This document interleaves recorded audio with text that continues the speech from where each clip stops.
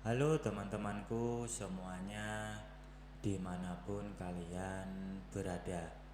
Semoga teman-teman selalu dalam keadaan yang sehat dan selalu dimudahkan dalam mencari rezeki. Berjumpa kembali bersama channel Alur Cerita TV, channel yang berisikan tentang konten cerita romantis yang diberi latar belakang berupa video pemandangan alam. Pada kesempatan kali ini di hari Minggu tanggal 15 September tahun 2024. Untuk kali ini saya masih melanjutkan kisahnya si Asep ya teman-teman, yang saat ini sudah sampai di episode ke-29. Sebelumnya saya ucapkan banyak-banyak terima kasih kepada teman-teman yang telah mengikuti cerita ini dari awal episode sampai saat ini. Dan seperti biasa, di sini nanti saya akan memberikan beberapa cuplikan alur ceritanya. Jika teman-teman merasa terganggu dengan adanya suara yang saya berikan, silakan dikecilkan atau dimatikan tombol volumenya. Karena saya memberikan suara seperti ini memang sangat penting bagi konten seperti yang saya miliki ini. Jadi mohon untuk dimaklumi.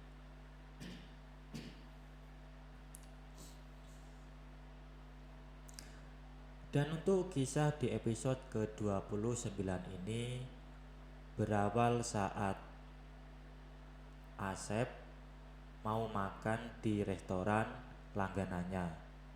Dia ini bertemu dengan teman masa SMP dulu yang bernama Ima.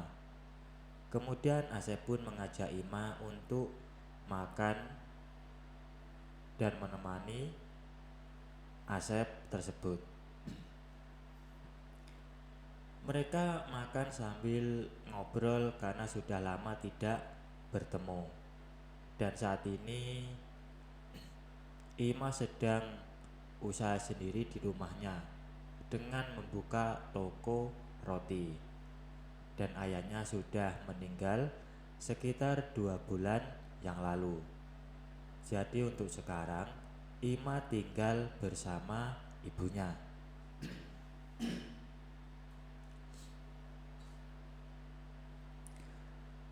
Asep pun menyuruh kepada Ima buat mengembangin usahanya tersebut. Dan untuk masalah modal, Asep pun membantunya dengan sukarela. Dan kebetulan Asep membawa beberapa gepok uang 100 ribuan di tas kecil yang selalu dia bawa. Lalu dia mengeluarkan segepok dan dia masukkan ke dalam amplop dari bank dan memberikan amplop berisi uang itu kepada Ima.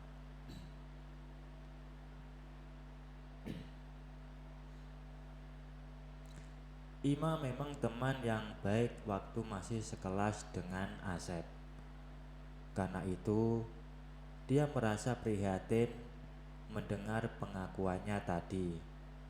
Dan setelah selesai makan, mereka tukaran nomor HP.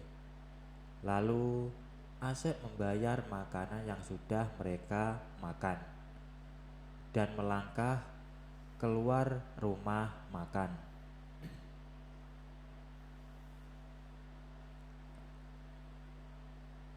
Asep pun masuk ke dalam mobilnya, lalu melambaikan tangan kepada Ima sambil menjalankan mobilnya.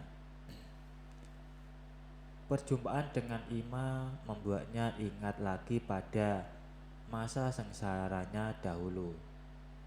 Karena itu, Asep langsung merasa iba mendengar curhatan Ima tadi, sekaligus mengingatkannya pada masa lalu, masa yang penuh dengan kepahitan dan keperian.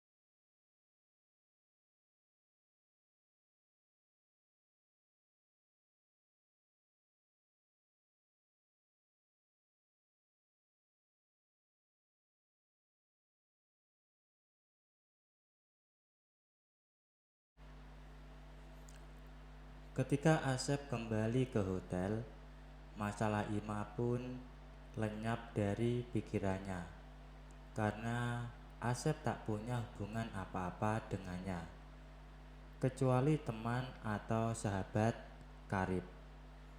Jam tangannya sudah menunjukkan pukul 4 sore ketika Asep sudah tiba di kamar hotel. Tapi Bu Rosana belum pulang dari meeting. Baik Asep maupun Bu Rosana sama-sama membawa elektronik keycard. Itu pun dengan susah payah Bu Rosana memintanya di front office. Karena seharusnya satu kamar hanya dikasih satu kunci kartu elektronik. Baru saja Asep mengganti dengan piyama, tiba-tiba terdengar ketukan di pintu. Lalu pintu itu dibuka. Tadinya Asep memikir yang mengetuk pintu itu karyawan hotel yang mau mengirimkan sesuatu.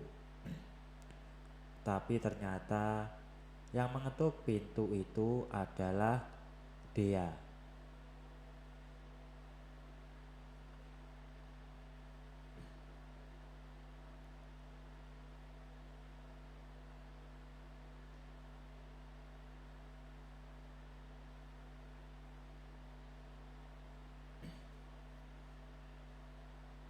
Asep memang mengakui bahwa hubungannya dengan wanita yang hanya beda 3 tahun dengannya itu adalah hubungan yang paling serius baginya.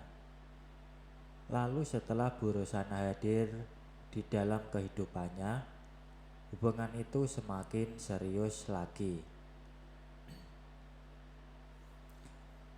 Dan baru sekali ini Asep merasakan hubungan yang begitu uniknya. Lalu rencananya Dea akan menjadi istrinya, sementara Bu Rosana menjadi ibu mertuanya. Tapi di balik layar, Asep juga harus menganggap Bu Rosana sebagai istrinya juga. Tapi dalam hal ini Asep berprinsip apa yang akan terjadi, terjadilah.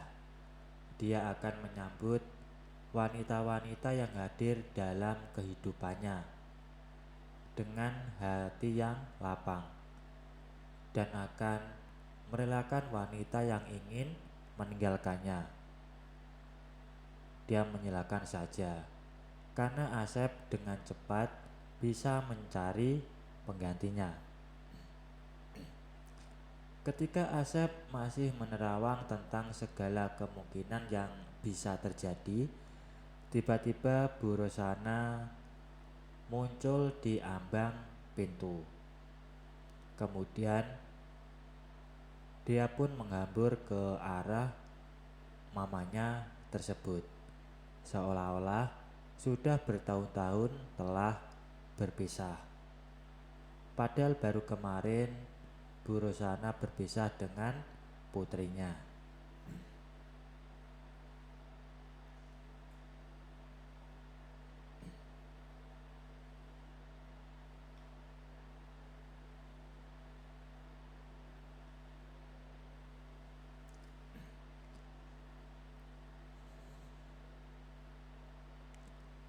Dan ternyata dia pun masih belum percaya kalau Asep dan mamanya sudah melakukan. Takutnya Bu Rosana bersekongkol dengan Asep, pura-pura sudah melakukan padahal belum pernah. Dan akhirnya mereka bertiga pun mengacara acara yang sangat seru di hari tersebut.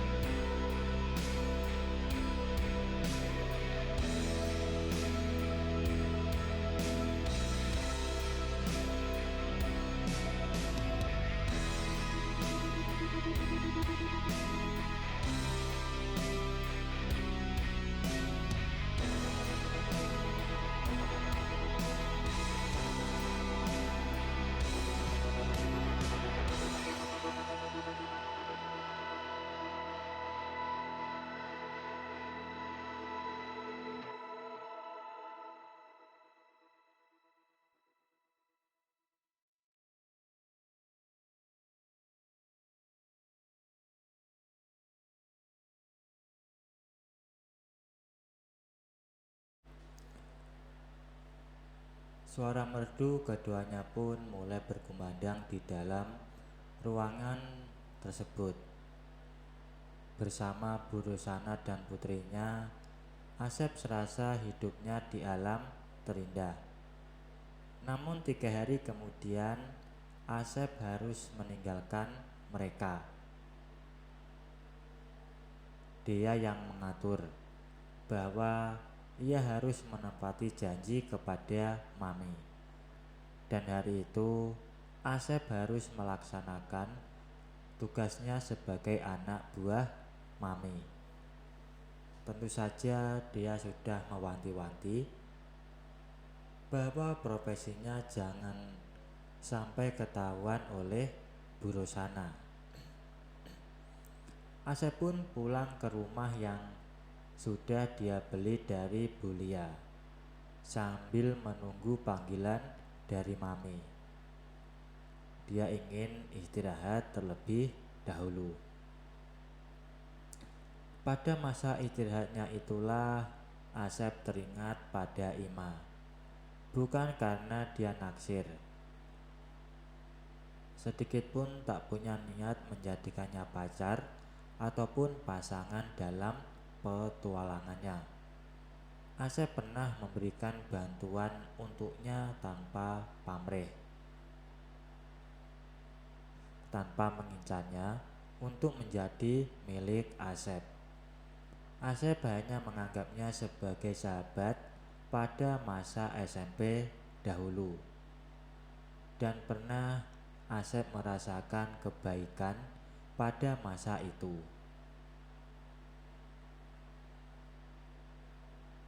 Kalau ada makanan bekal dari rumahnya, selalu dibagi 2 dengan Asep. Bahkan sebuah kerupuk kampung pun dipotong 2. Yang sebelah untuk Asep, yang sebelah lagi untuknya sendiri. Memang untuk ukuran sekarang gak ada harganya, tapi masa itu Asep sangat berterima kasih padanya. Maka sekarang wajar kalau Asep membantunya pada masa dia kesulitan. Sementara Asep sedang kelebihan. Wajar saja kalau suatu hari Asep mengarahkan sedan hitamnya ke kampung, khusus untuk melihat perkembangan usaha setelah mendapat bantuan dari Asep. Kebetulan rumahnya terletak di pinggir jalan raya, bukan di pinggir gang sempit seperti rumahnya dahulu. Rumah yang kini ditempati oleh ayahnya kembali, sehingga Asep bisa membelokkan mobilnya ke pekarangan rumah yang dahulu sering dijadikan pelataran untuk menjemur gabah sehabis panen. Rumahnya cuma rumah jadul, tapi rumah tembok, bukan rumah berdinding gedek dan nyaris roboh seperti rumah yang menjadi tempat tinggal Asep dahulu. Baik teman-teman, mungkin untuk cuplikan ceritanya saya akhiri sampai di sini. Kalau ada salah pengucapan maupun penulisan, saya minta maaf yang sebesar-besarnya. Semoga teman-teman dapat terhibur dengan cerita yang kali ini saya sajikan, dan nantikan kelanjutan ceritanya hanya di lain kesempatan. Saya ucapkan selamat beraktivitas ya, dan terima kasih.